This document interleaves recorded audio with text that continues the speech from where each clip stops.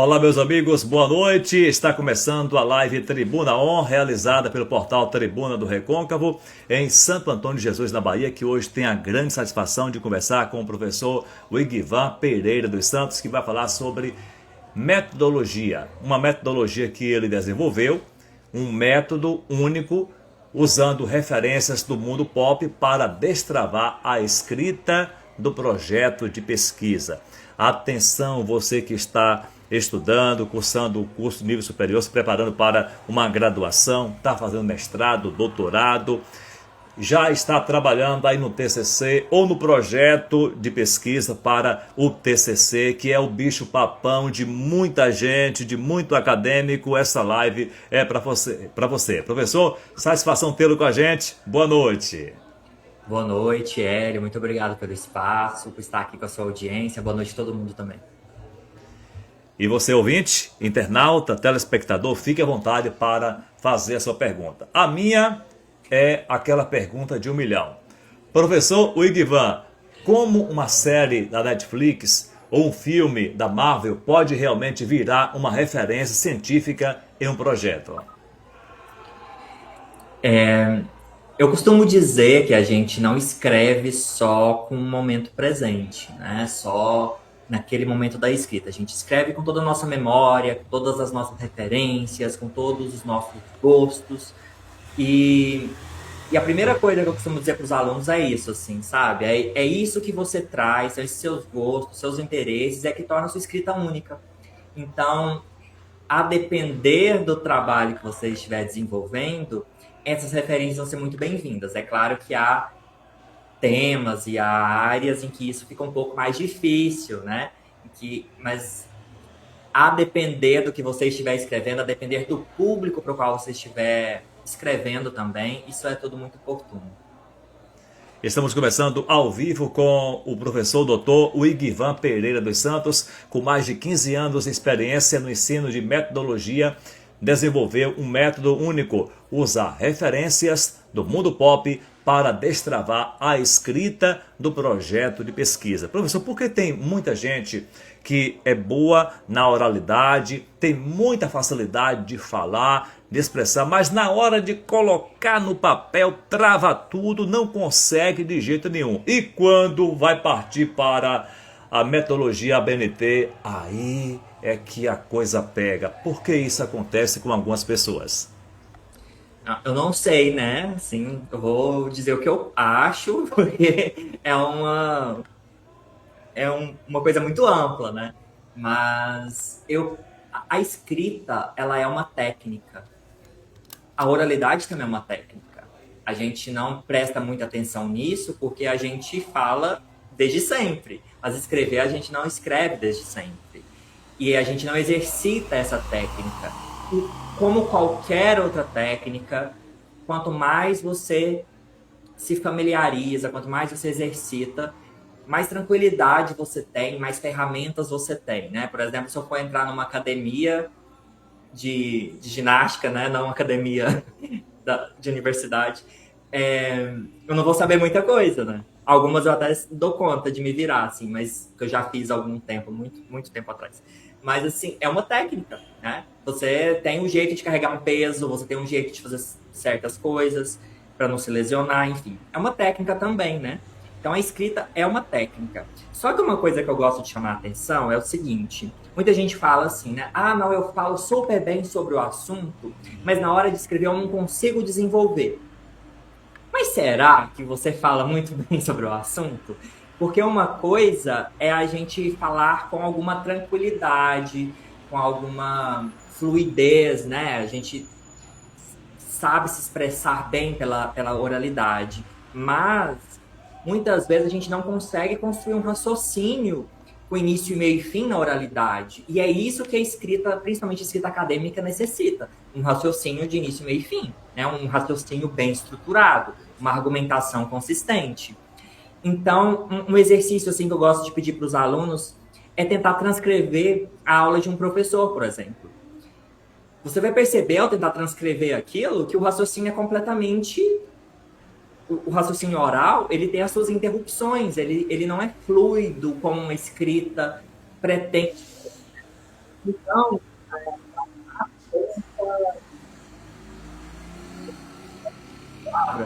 mas essa ideia mesmo de que a gente fala muito bem, mas a gente consegue explicar tudo muito bem falando, mas talvez não seja bem assim. E isso a gente percebe muito quando a gente vai ter uma DR, por exemplo.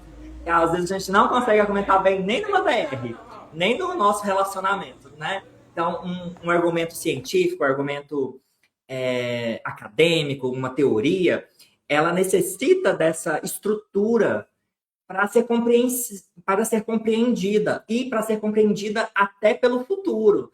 Porque a gente escreve um texto, a gente não sabe até quando ele será lido. Uma pessoa pode ler daqui a 15 anos, uma pessoa pode ler daqui a 60 anos. Eu sou da filosofia, sou formado em filosofia. A gente lê texto do século IV antes de Cristo, sabe? E era um dos motivos, inclusive, pelos quais o Sócrates não queria escrever nada. Ele não deixou nada escrito, porque ele falava, gente, eu não vou estar lá para argumentar com a pessoa. E se a pessoa entender tudo errado, se a pessoa distorcer o que eu estou falando, eu não estar lá para me defender, né? Então tem isso, a escrita pretende ser o mais consistente possível para ser compreendida sem a nossa presença, sem eu precisar explicar o que eu quis dizer. Então é exigente, mas a fala também é exigente. Eu já trabalhei também como que a gente, quando a gente é proletário, né, a gente vai trabalhando com o que aparece. A gente vai fazendo ali, a gente vai se desenvolvendo à medida da oportunidade.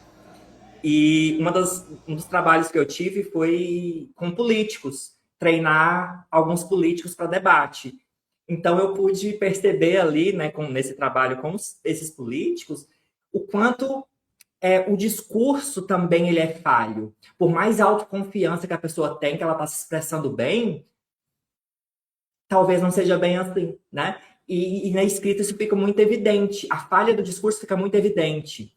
Na fala, os nossos conectivos, os nossos pronomes, as nossas coisas acabam não sendo tão avaliados, porque o nosso gestual, o nosso físico, tudo isso colabora com a interpretação. E se alguém não entender, a pessoa vai falar, e aí, eu não entendi isso, o que você quis dizer com isso? E eu vou poder explicar melhor. Na escrita, eu não estou lá, né? Eu não estarei lá para me defender, então a escrita tem essa exigência maior, né, por eu não estar lá. Falei demais, né? Eu falo muito. Pode me cortar quando eu me empolgar. Perfeito, professor. Estamos conversando hoje nesse bate-papo bacana sobre metodologia, regra ABNT. Eu sou bacharel em Direito e a minha professora de metodologia, ela falava em alta voz que ela não dominava a ABNT. Então, professor, ela realmente é difícil? Porque muitas pessoas não conseguem, fazem vários cursos de graduação, mestrado, doutorado, pós-doutorado e não conseguem ter o domínio da ABNT. Como eu posso falar isso de uma forma menos comprometedora? É um exercício, né? Falar também, a gente tem que ter esse cuidado. A ABNT ela é uma instituição, né? Então, as normas mudam também por interesse comercial. Tem um interesse comercial aí, né? É claro que a ABNT ela pretende manter uma padronização ali para a coisa não ficar tão caótica. Mas ela muda muito. E não é só a ABNT que existe, né? Por exemplo, eu trabalho muito em Portugal. E lá eles usam a APA, que é outra norma. A APA está na 7ª edição, ou seja, a APA já passou por 7 mudanças. Então, é uma outra, ou são outras regras tão minuciosas quanto. Então, a ABNT ela é muito minuciosa para escrita, né? A ABNT existe para várias coisas, não só para escrita. Mas na escrita, ela pretende deixar um texto menos caótico, por exemplo. Por exemplo, quando ela exige que o texto seja justificado, é porque é mais agradável você ler o texto justificado, em vez de ser alinhado à direita, como muita gente faz intuitivamente. Até pelas redes sociais que usam muito esse recurso do alinhamento à direita. E tem algumas normas muito, muito pontuais, assim, que a gente consegue aprender muito fácil. É claro que todas as vezes que a gente vai aprender uma coisa nova, isso exige uma curva de aprendizado. Isso exige um investimento de atenção, de pensamento, enfim, de estudo. Então, no início vai ser difícil mesmo, como qualquer coisa. Mas não é tão assustador quanto parece, não. Você pega ali coloca o manual do lado e já vai formatando ali, dá tudo certo. O difícil é uma coisa que eu pessoalmente sinto dificuldade é porque eu trabalho com normas diferentes, né? Em Portugal eu trabalho com a APA, no Brasil eu trabalho com a BNT, daí às vezes eu submeto para alguma revista que tem a norma própria, eu tenho que aprender as normas, não aprender, mas me adequar às normas daquela revista. Então, assim, as normas estão para padronizar, né? Mas, assim, o avaliador não vai pegar uma régua e medir se... O avaliador não vai pegar uma régua e medir se você deixou a margem na milimetragem certinha ali. Assim. São mais os elementos ali para deixar mais organizado, né? Título tem que ser padronizado de um jeito, subtítulo de outro. Enfim, é chato pra caramba. Eu nem faço, que eu já trabalhei com revisão. Nem quando eu trabalhava com revisão, eu fazia revisão de norma, porque eu acho é uma coisa muito cansativa, né? Muito chata, é muito minuciosa. Então, é realmente chato. É mais chato do que difícil. Chato difícil nem tanto. Professor, por que usar cultura pop facilita o aprendizado da metodologia que costuma ser vista como algo chato? Assim, eu, como professor, né, eu sou professor há muitos anos, apesar de não parecer, né, ter tanta idade assim, brincadeira. Eu sempre tento me aproximar daquilo que o aluno conhece, começa por aí. Então, como eu dou aula de filosofia, geralmente para ensino básico, então eu chegar lá, assim, trabalhar Kant já na primeira aula não vai dar certo, né? Então, vamos lá, eu sempre tento partir de uma coisa que o aluno saiba. Eu já trabalhei com Crepúsculo, já trabalhei com filme de terror para ensinar conceitos ali de Platão, não para ensinar, mas para quebrar o gelo, digamos assim, sabe? São estratégias didáticas, na verdade, né? Então, a aproximação desse universo que a gente tem essa familiaridade, eu acho que torna as coisas mais acessíveis, até porque a gente percebe que o nosso conhecimento não é descartável, que a gente está partindo de algum lugar. Porque assusta muito a gente pensar que a gente não sabe nada. É uma coisa que eu escuto muito dos alunos assim, eu não sei nada sobre isso. Amor, você sabe, né? Você está aí consumindo música, literatura, filme, videogame, você tem capacidade de abstração já. Né? Você tem gente que joga RPG, é ótimo. RPG para filosofia é uma coisa incrível. Então, assim, essa aproximação didática do universo do aluno. É claro que na hora de trabalhar o conceito, daí a gente precisa ser exigente, daí a gente precisa ser rigoroso, porque o aluno precisa saber aquilo, porque vai ser cobrado em algum momento da vida dele, e mesmo se não fosse, né, eu não quero ensinar uma coisa errada, né? Então, eu acho que facilita nesse sentido. E no caso desse livro especificamente, esse não é um livro de teoria, não tem teoria nele. Não é um livro teórico. É um livro que se pretende ser quase como um curso transcrito. Eu comecei a pensar ele na época da pandemia. Eu sou um pouco lento para pensar as coisas, né? Eu vou pensando, uma hora sai. Mas sempre sai. O bom é que sempre sai. Então eu não queria gravar a minha voz, eu não queria fazer nada disso. Eu falei, não, vou fazer esse curso por escrito. Porque eu acho que estava todo mundo já cansado também de videoaula. Eu não queria mais uma coisa para sobrecarregar as pessoas. E então o livro pretende ter uma linguagem mais próxima da oralidade. E eu falo assim, eu falo com ironia, eu falo com humor, eu falo fazendo referência às coisas que eu conheço. É claro que eu não vou falar dos temas do Azerbaijão, né, que é uma coisa que eu adoro. Já organizei até mostra o tema do Azerbaijão. Mas eu não vou citar isso num texto que eu tô querendo ser acessível, né? Não vou ficar citando cinema russo que uma cena dura 2 horas. Eu amo, né? Mas não é o caso de citar. Mas eu também conheço outras coisas. Eu acho que a gente que está nesse mundo, a gente é atravessado por essas referências o tempo todo, mesmo que a gente querer. Eu sou de Goiás, né? Eu conheço letras inteiras de música sertaneja sem nunca ter sentado para ouvir uma música sertaneja na minha vida. Só desse estímulo aí que está pairando no ar, né? E é isso. A referência nesse caso é também para aproximar o aluno dessa fala, de uma fala de não ser uma teoria, dele ler aquilo e pensar que está conversando com alguém. E eu acho que traz essa proximidade, sabe? Eu acho que pode ajudar nisso.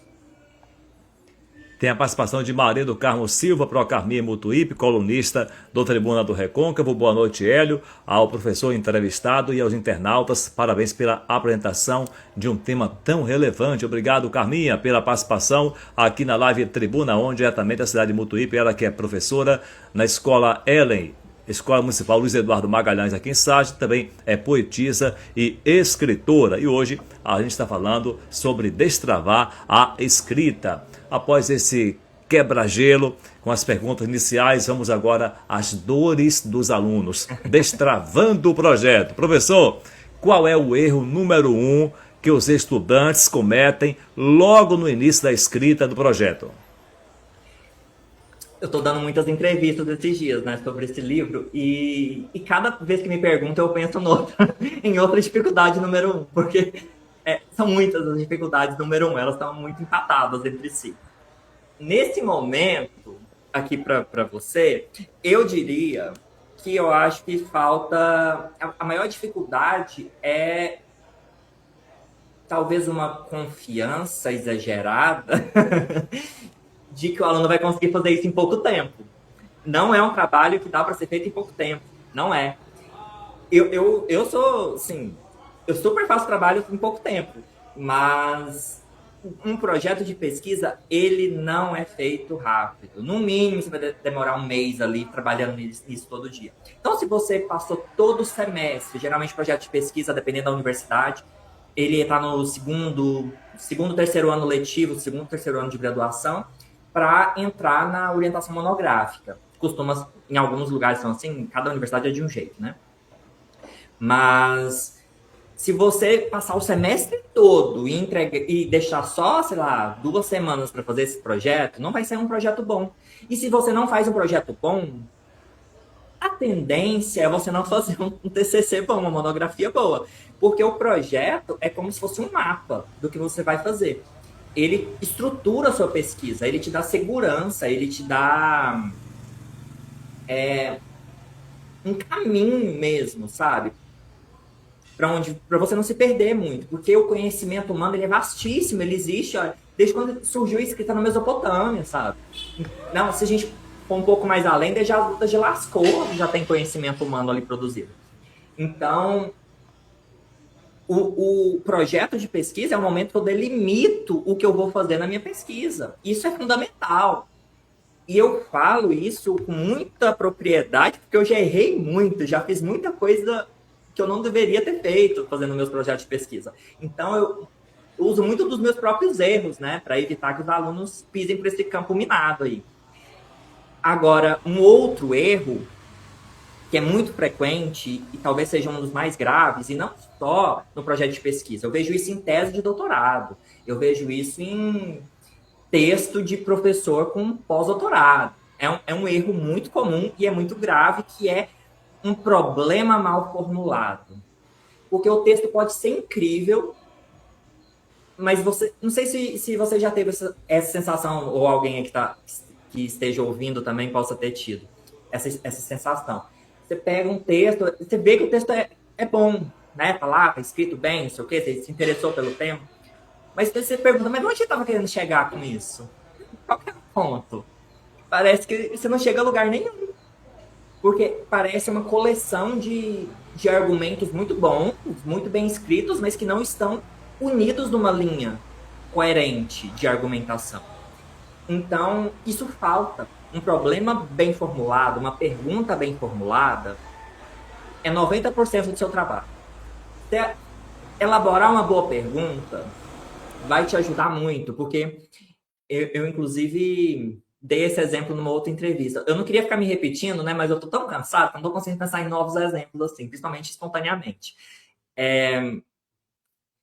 Por exemplo, uma vez num projeto de pesquisa, eu prometi, eu era jovem, né? Eu era ambicioso. Uma coisa muito problemática nos jovens é essa ambição. Tem vários tipos de estudante, mas tem dois tipos muito opostos, que é o que quer tudo e o que não quer nada. Talvez o que não quer nada seja um pouco mais fácil de lidar. Assim. O que quer tudo vai ser complicado você falar para ele diminuir um pouco, ele vai achar que você está querendo mal dele. Não, o professor não quer que eu me desenvolva, não quer que eu brilhe, ele tem medo, não quer rivalizar comigo. Mas enfim, quando eu era jovem e arrogante, não sou mais tão jovem, mas não, eu espero ter perdido um pouco da arrogância também, mas eu prometi num projeto de pesquisa trabalhar com 3 filósofos, era um seminário de filosofia moderna. Eu queria trabalhar com Locke, Rousseau e Hobbes num projeto de pesquisa para fazer em 4 meses. Sabe quanto que esses caras escreveram? São livros super densos, são livros, sabe? E eu achei que eu fosse super dar conta. Então, hoje, e não dei, né? Obviamente eu não dei, porque tinha, inclusive, limite de páginas que os professores colocam, justamente porque os jovens têm esse tipo de aluno que quer escrever 50 páginas num trabalho final de matéria. Então, eu tinha um número específico de páginas, um número específico de dias para fazer aquilo, e eu gastei muito tempo com Hobbes, porque o Hobbes é maravilhoso. Se você não leu, nunca estudou nada de filosofia, lê o Leviatã, você vai amar aquilo. Aquilo é maravilhoso. Ele escreve bem, é divertido, é emocionante, ele escreve com paixão. É uma ótima porta de entrada para filosofia, é o Leviatã. Você vai ver que filosofia não é essa chatura toda que você acha que é. Mas hoje, eu gastei todo o tempo com Hobbes e deixei 4 páginas para falar dos outros 2. Então, assim, eu não respondi, né? Nenhuma pergunta, na verdade. Então, hoje, eu faria completamente diferente. Eu faria, por exemplo, uma pergunta assim, o que é a natureza humana para Hobbes? Daí isso já me pouparia um esforço imenso, que eu não precisaria nem ler o Leviatã, poderia ler um artigo dele menor, que trata especificamente da natureza humana, do que ele pensa para a natureza humana. Não precisaria ficar pensando lá no Leviatã tudo que ele fala. Então, assim, você fazer uma boa pergunta, inclusive te poupa trabalho.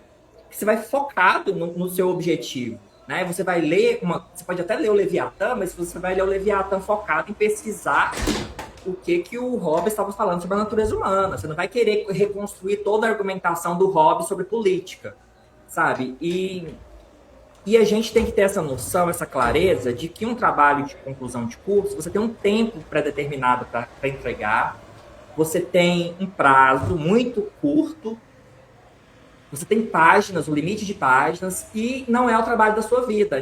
Eu já tive um aluno que uma vez me perguntou assim, será que com o meu trabalho de conclusão de curso eu consigo já tirar o título de doutor? Eu falo, meu anjo, não. Eu acho que é um pouco difícil isso acontecer. Você não é a Hannah Arendt, que a Hannah Arendt eu acho que conseguiu. Mas, né, não é o caso. Então, eu acho que é isso, sabe? A gente tem que aprender a formular esse problema, eu acho que poupa muito. E outra coisa que os alunos fazem muito é achar que o sofrimento dele tem que ser considerado na avaliação. E não é, né? Não é o esforço que você fez que vai ser avaliado. É o resultado. Então, assim, você não ter sofrido nada, você ter sofrido muito, o que importa é o resultado, né? O que importa é o que está ali. Então, pode ser menos sofrido. Você pode fazer um trabalho com menos dor. Ele vai ser avaliado do mesmo jeito. E talvez até melhor. Porque quanto mais curto o trabalho, mais o professor vai ler com boa vontade também, né? Porque ele tem 300 outros trabalhos para ler. Então, tem isso também. Professor, fala um pouco sobre o seu livro, Ivy Go a Black Space Baby. Não sei se a pronúncia é essa, que une várias referências pop para ajudar os jovens a construírem o projeto de pesquisa. Sobre a pronúncia, é o seguinte, né? Você sabe que tem 300 pronúncias diferentes do inglês. Então, a gente pode ficar tranquilo em relação a isso. Eu também sou péssimo. Daí, quando alguém corrige minha pronúncia, eu falo assim, não, desculpa, é que eu aprendi inglês na Nigéria. Ninguém vai poder me corrigir. Porque o inglês da Nigéria é diferente, entendeu? É isso. A gente tem essa liberdade linguística. Nem eles próprios falam o mesmo inglês nos Estados Unidos. Cada estado é diferente. Então, assim, fica tranquilo em relação à pronúncia. Também, talvez não saiba pronunciar do jeito que eles querem. E é a vida, né? A vida é assim. O livro é uma contrapartida social de um projeto que eu submeti para o Programa Nacional de Blanc. O Programa Nacional de Blanc foi instituído para o fomento da arte no Brasil. Ele tem em quase todos os estados precisam submeter também a projetos, enfim, muitos não fazem isso, muitos municípios não fazem isso, acabam perdendo a verba. Mas ele é aberto para todos os estados e todos os municípios. Até onde eu sei, né? Eu posso estar sabendo errado também. Mas ele tem uma parte lá que é para formação. E eu usei, né? Fiz um projeto. Como eu adoro fazer projeto, né? É uma coisa que eu gosto muito de fazer. Então eu fiz um projeto, recebi esse recurso para terminar meu doutorado lá em Portugal. E quando a gente recebe um financiamento do Estado ou de alguma instituição privada qualquer, a gente precisa dar uma contrapartida. Então, por exemplo, se eu pegasse um financiamento sei lá, da empresa X, não vamos fazer propaganda de graça, ninguém está pagando a gente, né? A empresa X me pagou, me patrocinou. Travou, deu uma travada, né? Aqui tá normal.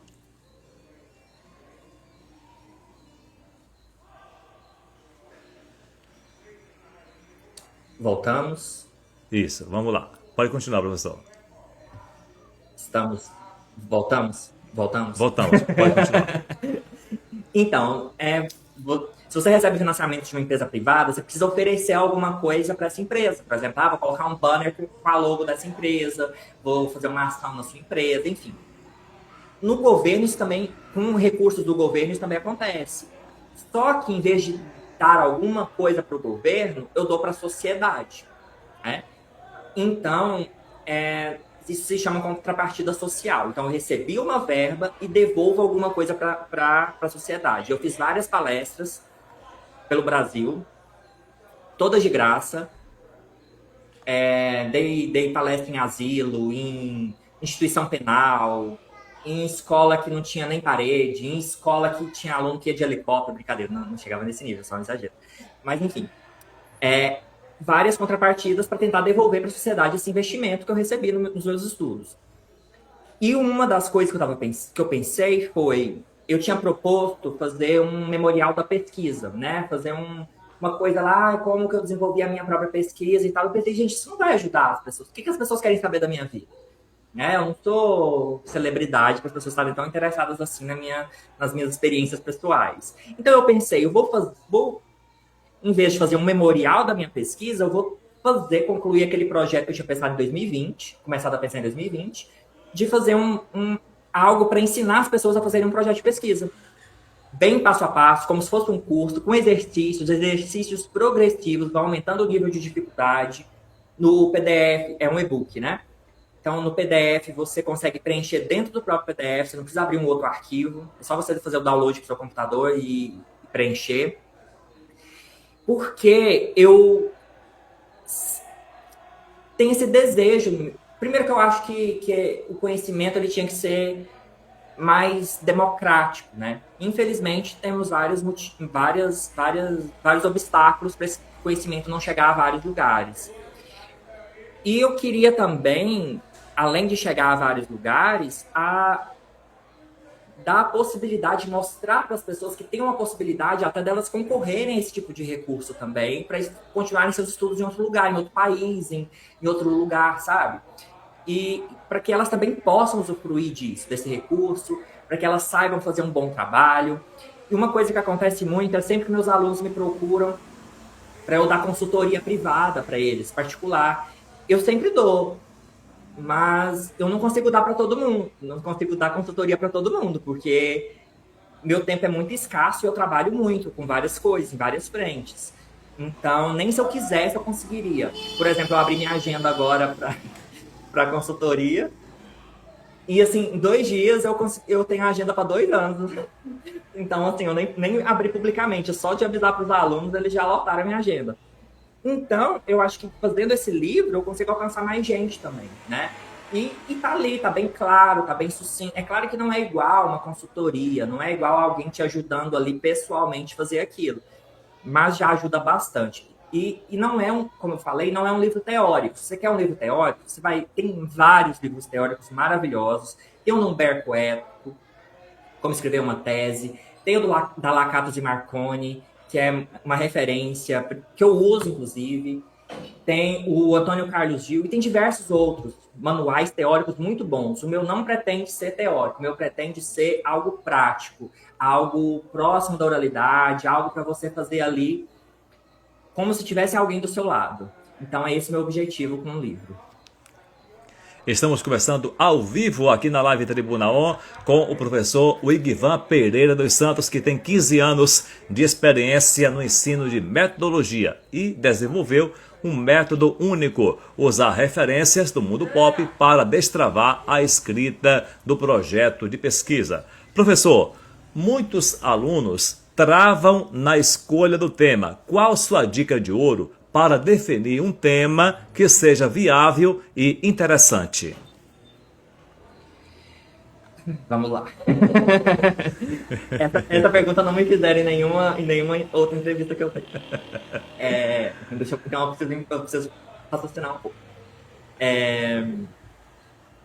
Primeiro lugar, você não vai conseguir abarcar o mundo, né? Então, por mais interessante que seja a sua ideia, tenta pensar se você vai conseguir executar aquela ideia naquele prazo. Um bom projeto é um projeto executável.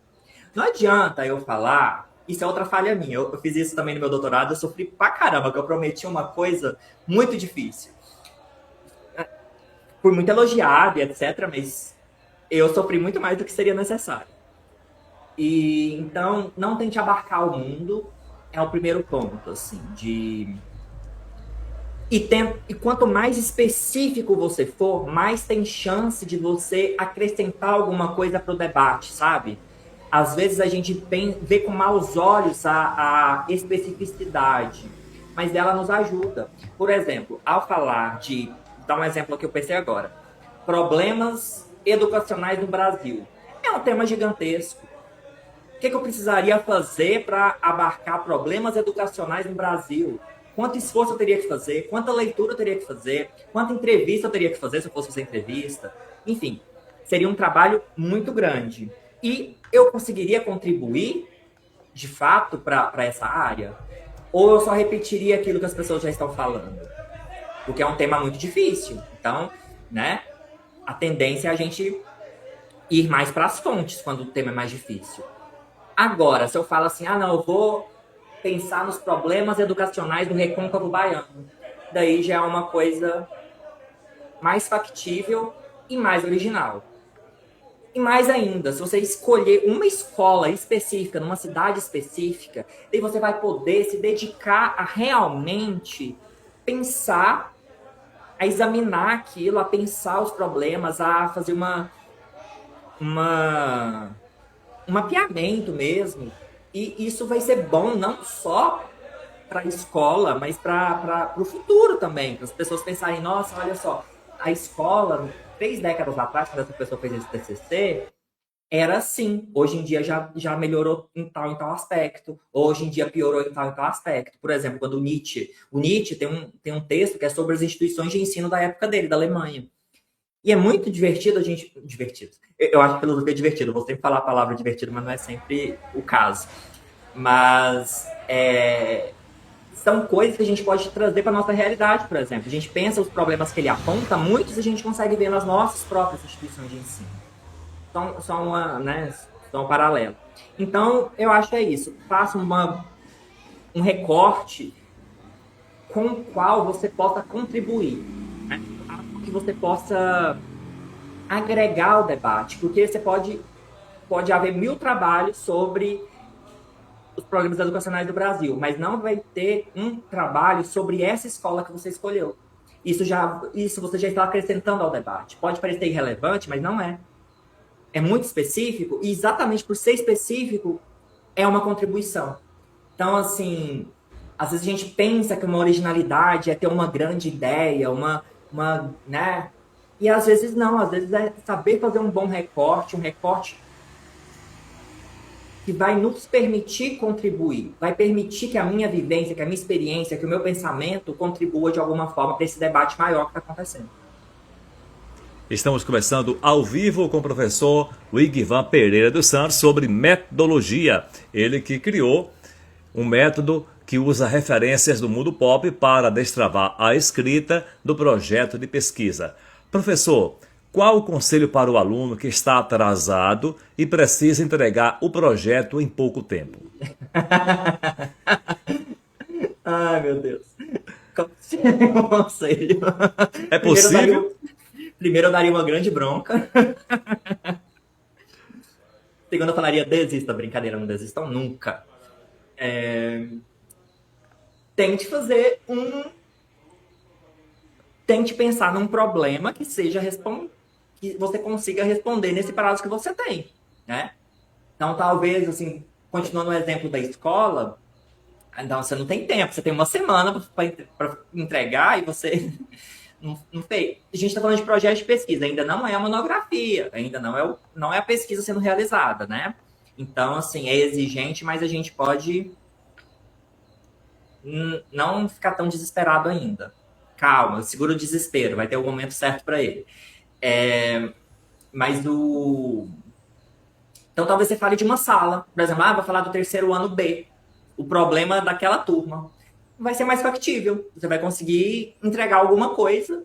Então, é ajustar o tempo que você tem ao problema, né? Ou o problema ao tempo que você tem, melhor dizendo.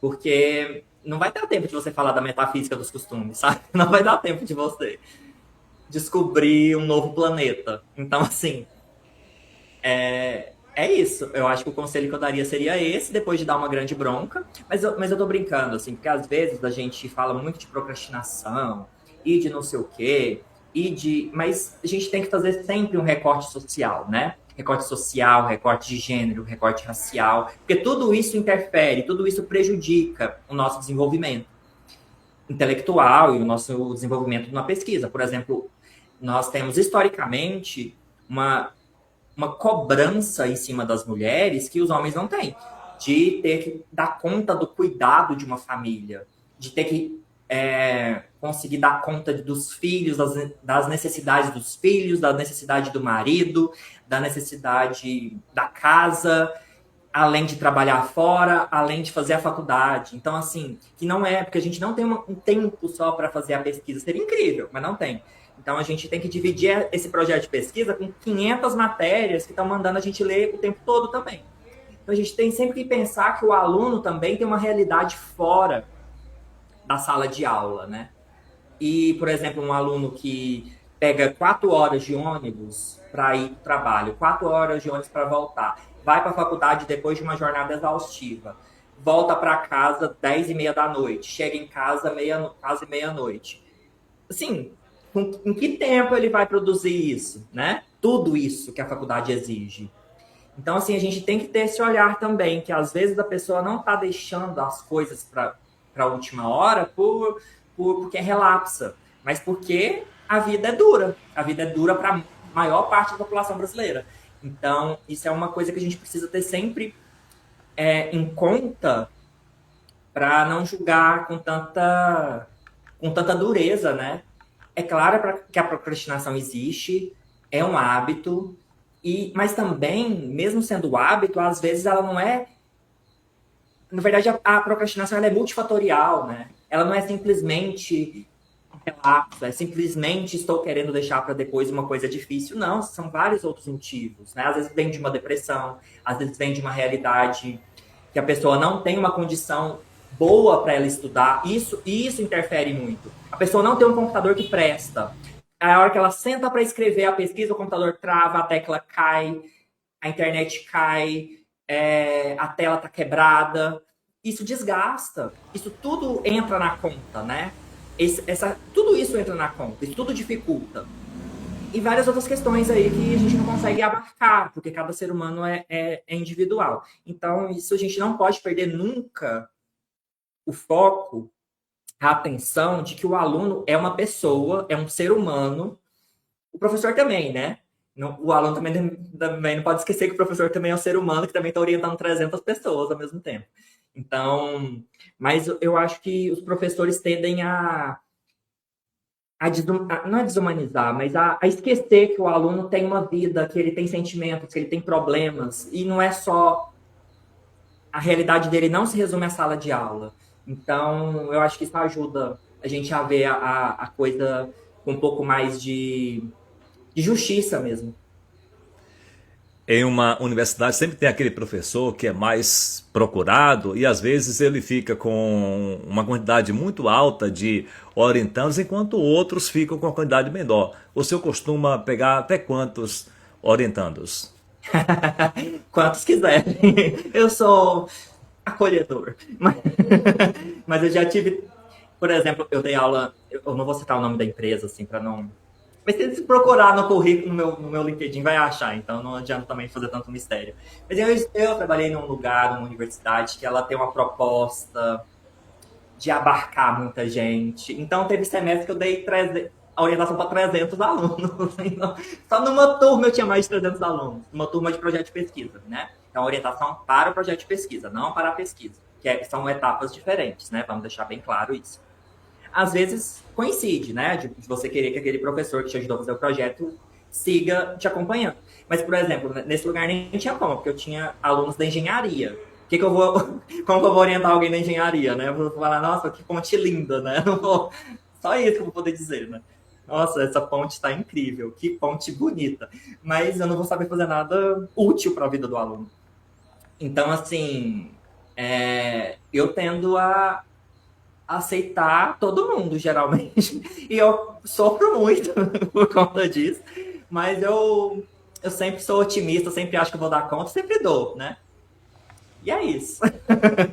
Um abraço aqui para Casemiro Melo e Amargosa, para Tati Gonçalves, do projeto Palavra Borboleta, que hoje está aniversariando, e tantos que estão aqui acompanhando o programa Tribuna On, realizado pelo portal Tribuna do Recôncavo. Professor, se você tivesse que definir a metodologia científica como um personagem de filme, quem seria e por quê? Vamos ver. Eu acho que seria o Sheldon, do The Big Bang Theory. Porque é uma coisa muito exigente, muito metódica, muito minuciosa, muito inflexível, que você não negocia com o método, né? A ciência, ela tem um rigor que é importante, né? Não é desnecessário. Por exemplo, uma pergunta que eu tenho respondido muito nessa divulgação do livro é por que a linguagem da academia é tão difícil, tão distinta do resto da universidade. E será que é mesmo? Porque, assim, se você pegar jornais científicos, de divulgação científica e ver os artigos, você vai ver que são textos tranquilos. Às vezes o conteúdo é difícil. Daí você acha que a linguagem está difícil, mas são coisas diferentes. Às vezes o conteúdo é difícil. Então, por mais que a pessoa pode colocar ali com palavras nível do vocabulário de uma criança de 6 anos, que o conteúdo vai continuar sendo difícil. Então, às vezes, é o conteúdo que é difícil, né? Não a linguagem em si. E, pelo contrário, eu acho a linguagem científica até muito fácil, porque ela tende a ser o mais neutra possível. E isso torna ela um pouco chata e parecendo bula de remédio? Torna. Mas isso é legal por vários motivos. Por exemplo, vou dar um exemplo pessoal. Eu sou escritor de ficção também. Eu escrevi um romance em 2010 e tinha um personagem que tinha muitas referências pop, inclusive referências que eu nem tenho pessoalmente, mas eu pesquisei para o personagem. E em 2020, ou seja, 10 anos depois, eu fui imprimir esse livro, fui fazer a edição impressa dele. E eu tive que atualizar muita coisa, muitas expressões, porque já tinham se tornado obsoletas. Então, a ciência quer que aquele texto seja mais durável, seja mais perene. Então, vai evitar.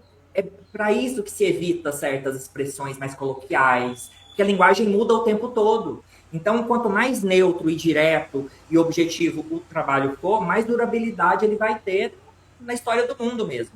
E uma coisa assim, quem lê em outras línguas vai entender o que eu estou dizendo agora. É muito bom você pegar um texto científico em outra língua, porque você entende. Eu sei 6 palavras de inglês e eu entendo o texto, porque o texto tem um vocabulário bem enxuto. porque ele quer ser claro e direto.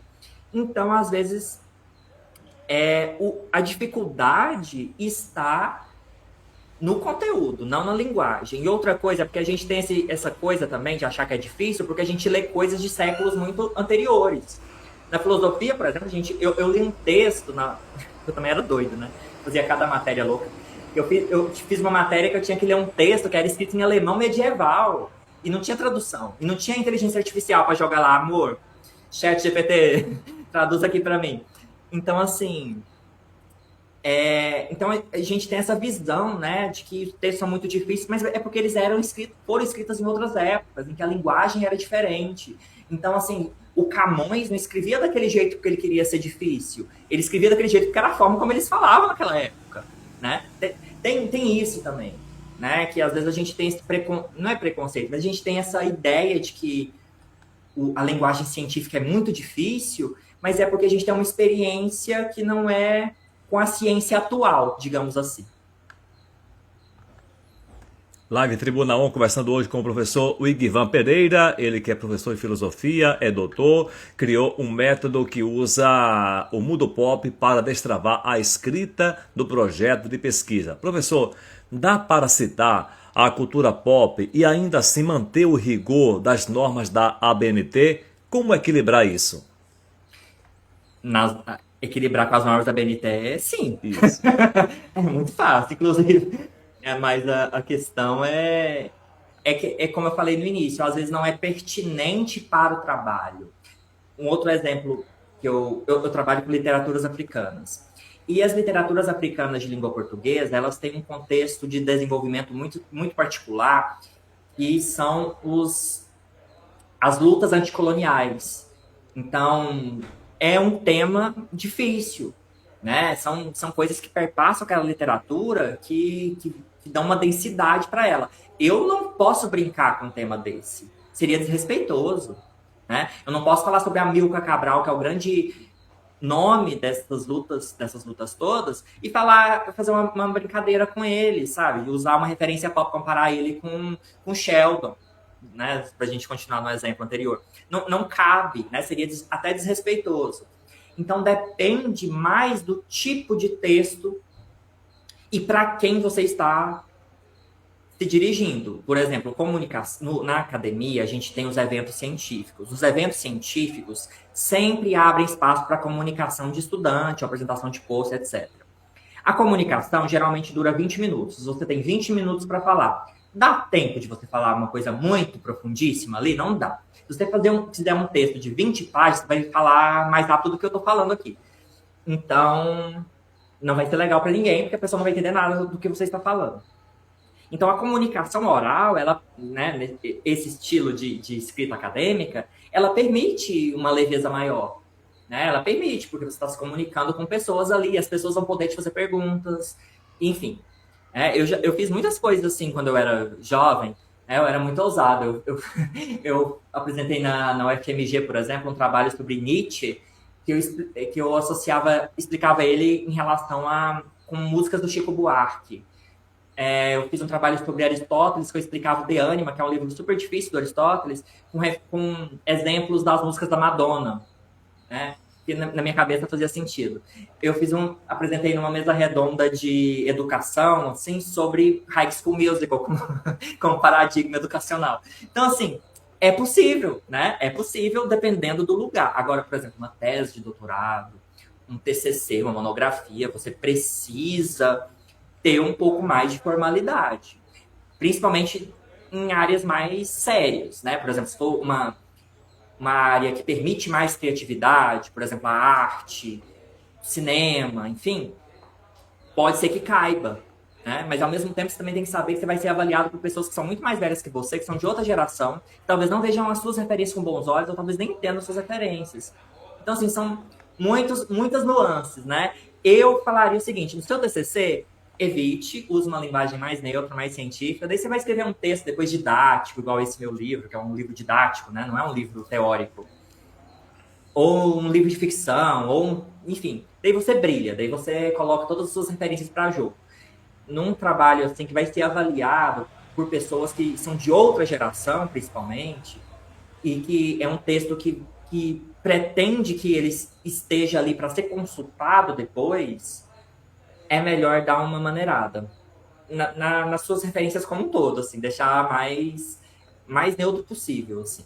É um pouco na contramão, né, do que eu estava falando até agora, mas seria esse o conselho que eu daria, para evitar que a pessoa seja reprovada. Eu fiz Pro- completamente ao contrário, mas Isso. Professor, qual o maior mito sobre o TCC que todo aluno acredita? não sei se todo aluno, porque são perfis muito diferentes já. Eu falei de dois, né? O aluno que quer tudo e o aluno que não quer nada. Continuando nesse exemplo, para não dar mais exemplos, o aluno que quer tudo, ele acha que ele vai conseguir. É um mito. Ele acha que vai conseguir escrever uma coisa super original e super relevante tendo 20 anos de idade. Então, assim, a gente tem muitos gênios na história da humanidade que com 20 anos escreveram coisas incríveis. Mas talvez não seja o seu caso, né? É bom a gente pôr a mão um pouco na consciência.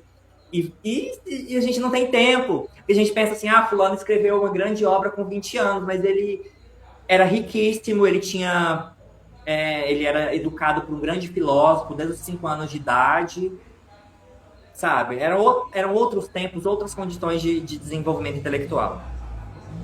E então, assim, não é uma boa ficar se comparando muito com esses grandes gênios da humanidade. Então, esse aluno acha que vai dar conta de uma coisa super grande, que vai conseguir fazer uma coisa super original e que aquele vai ser o trabalho da vida dele. E isso é um problema, porque nenhum trabalho que você vai fazer para obter uma nota vai ser o trabalho da sua vida. Justamente porque você não tem essa liberdade toda. Porque você vai ser avaliado, você precisa atender a critérios avaliativos. Então, não vai ser o seu momento de brilhar. É uma etapa da sua formação que está te preparando para o momento de brilhar. Mas não vai ser agora, eu acho, né? Há muitas exceções. Mas talvez seja melhor diminuir um pouco essas expectativas. E o aluno que não quer nada, ele tem um mito de que ele vai conseguir fazer tudo no chat GPT um dia antes e que ninguém vai perceber e que vai todo mundo e que vai ser aprovado. Mas em muitos casos o momento do TCC não é muito levado a sério, né? Assim, então é meio que é isso, é achar que, que você pode levar isso de uma forma irresponsável e você não vai conseguir. Eu coloquei aí, professor, um tema: ética aplicada nas redes sociais. Como os princípios éticos podem orientar o comportamento online? É possível o senhor dar aí um pitaco pop nesse tema? Pop não sei, mas vamos lá para ética, porque eu pesquisei muito ética, então a ética é meu lugar. Brincadeira. Manda aí. Eu acho que a ética, ela é uma só, né? Então, se você tem uma vida decente, tenta, né, segundo princípios éticos mesmo, assim, sem moralismo, sem pensar em princípios religiosos, sem pensar em nada disso, em princípios culturais, em nada. Pensar assim no básico, de tentar ser justo, de tentar não fazer mal para outras pessoas, sabe? O básico mesmo, o básico, que é o mais difícil de ser feito, inclusive. Porque nós somos muito egocêntricos, nós somos muito competitivos. Então, a nossa tendência da espécie humana, né, tem que sair atropelando todo mundo que atrapalha ela chegar no seu objetivo. E nesses momentos, as pessoas esquecem a ética. É muito fácil você ser ético quando você está feliz, né? Quando você está tranquilo, está tudo dando certo, daí você está sendo ético. A partir do momento que alguém atravessa seu caminho, ou você tem uma grande oportunidade de vida que vai prejudicar muita gente, daí que você vai ver se, né, se sua ética é realmente tão sólida. E o pior é que a gente vai fazendo pequenas concessões éticas ao longo da vida e é como se a gente fosse flexibilizando um pouquinho por dia, daí de repente a gente está completamente sem ética nenhuma. Por exemplo, não vou dar esse exemplo não, senão eu ia... Vai que alguém escute, esse exemplo é muito pessoal. Mas, então, se você pensa que a internet não é uma entidade fora da humanidade, né? Ela não é algo extra. ela é feita por seres humanos, né? Nós estamos ali. Nas redes sociais, são pessoas que estão ali. Então, eu acho que é muito importante a gente pensar até na nossa comunicação, né? Tem uma parte da ética que estuda justamente a comunicação, que é a parte que eu particularmente gosto muito. Que é, assim, será que essa minha linguagem é adequada para outro ser humano, sabe? Será que isso, não é nem pensar assim, se fosse comigo, ou se fosse com a minha mãe, não. É pensar objetivamente, isso é certo? É certo falar assim com outra pessoa? É certo usar essas palavras? É certo usar essa raiva? É certo usar, sabe? Porque talvez não seja, né? Eu não tenho respostas, assim, mas talvez a gente pudesse pensar na nossa comunicação, pensar que tem outra pessoa ali e que você não conhece essa pessoa. E é engraçado porque a gente tem um filósofo que eu estudei, que eu fiz pesquisa sobre ele, deve ter texto meu sobre ele na internet, que é o Levinas. Emmanuel Levinas. Ele é da Lituânia e ele era judeu e ele foi para campo de concentração. E ele escreveu a grande obra dele, Totalidade e Infinito, em um campo de concentração. Então só que em vez de fazer um pensamento super amargo, não sei o quê, ele fez um pensamento completamente aberto ao outro, né? E uma das coisas que ele fala é o seguinte: é sobre a importância do rosto, né? O rosto como evocação desse humano. E, assim, simplificando muito, porque ele é super difícil, ele é muito denso, ele cita Dostoiévski, Talmud e Heidegger, tudo na mesma frase, ele é bem complicado de se entender. Mas trazendo assim para nossa realidade, quando a gente não tem acesso ao rosto, parece que a gente violenta mais a pessoa. Se a gente vê no trânsito, por exemplo, o trânsito, quando a gente está no carro ou na moto com capacete, a gente tem ilusão de um anonimato. E também a gente tem a ilusão de que aquilo não é uma pessoa. Não é uma pessoa que está me atrapalhando, é um carro. Né? E na internet a gente traz isso, a gente desumaniza, a gente tira o rosto dessas pessoas. E no Instagram, por exemplo, nem tanto, porque tem um rosto lá e tal. Mas no Twitter, por exemplo, agora que é o X, né? Que você pode criar contas ali sem colocar seu rosto, sem colocar seu nome, enfim. No Instagram também é possível, mas não é tão comum. É muito fácil perder essa noção de que você está falando com pessoas, sabe? E eu estou refletindo muito também sobre como as inteligências artificiais estão impactando na nossa comunicação. Porque as pessoas agora estão trazendo as demandas da mesma forma que elas trazem para uma inteligência artificial. Tratando as pessoas assim como se não precisasse pedir por favor. Como se a pessoa não pudesse errar também. Como se a pessoa precisasse te atender rápido. Então, assim, a gente tem que ter esse cuidado de não perder a noção de que a gente está lidando com um outro ser vivo. Nem falo só de humano, porque a gente também tem que respeitar os animais, a gente tem que respeitar tudo aquilo que coexiste com a gente, né? A gente não é tão maravilhoso assim para poder sair atropelando tudo que nos atrapalha, eu acho, né? Mas isso já é uma opinião minha. Para finalizar, professor, como a filosofia trabalha e entende a liberdade e a libertinagem? De formas muito diferentes, né? Eu tenho um trabalho extensíssimo sobre a liberdade, tem quase umas 200 páginas. Muitos filósofos pensam de formas muito diferentes a liberdade. Mas, por exemplo, uma noção existencialista que é muito boa, por exemplo, é a ideia de que a gente se constrói e se constitui como sujeitos, como pessoas, à medida que a gente assume a responsabilidade pelas nossas ações. E isso é liberdade. Né? Isso é uma grande liberdade.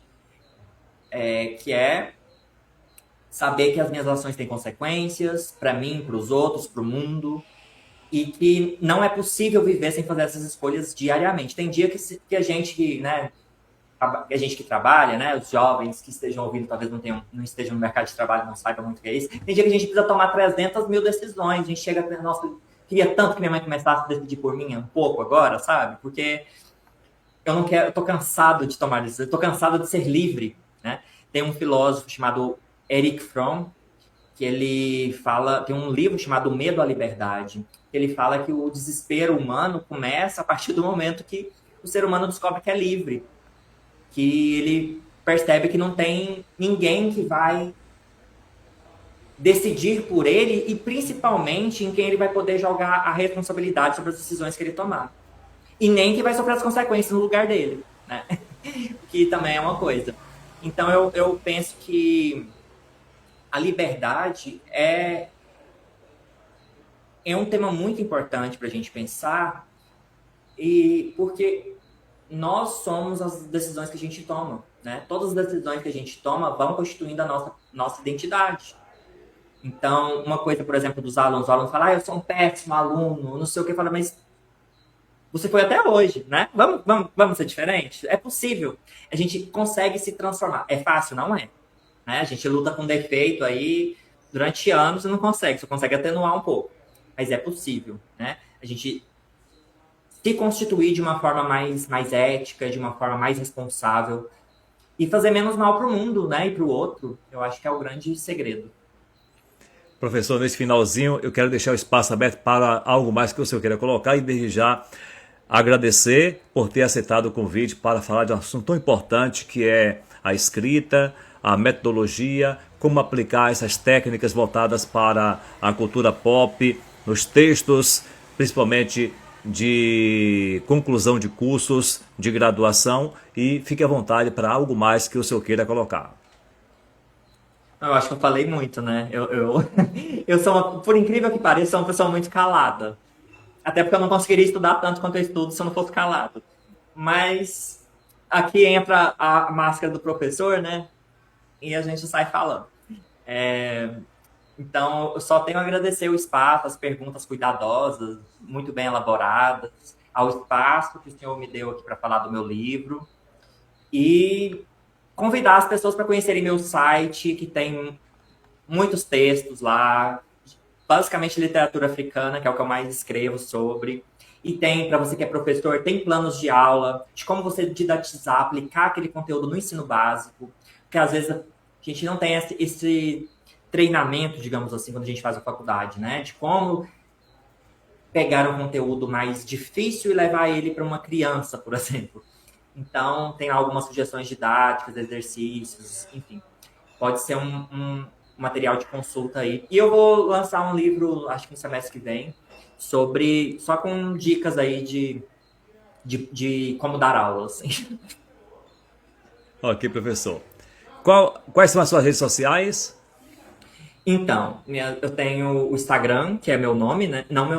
Deixa eu só letrar, porque já teve gente que foi lá, arroba meu nome e não me achou. Me mandou e-mail depois. É W-I-G de gato, V de vaca, A, N de navio, S. Wigvans, no Instagram.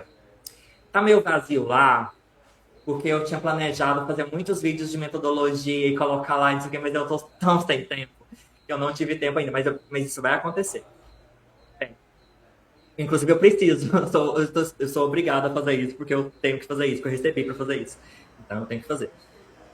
E uma rede social que eu fiz agora, um perfil no Instagram que eu fiz para divulgar mais coisas de literatura especificamente, é Filosofia da Literatura, @Filosofia da Literatura.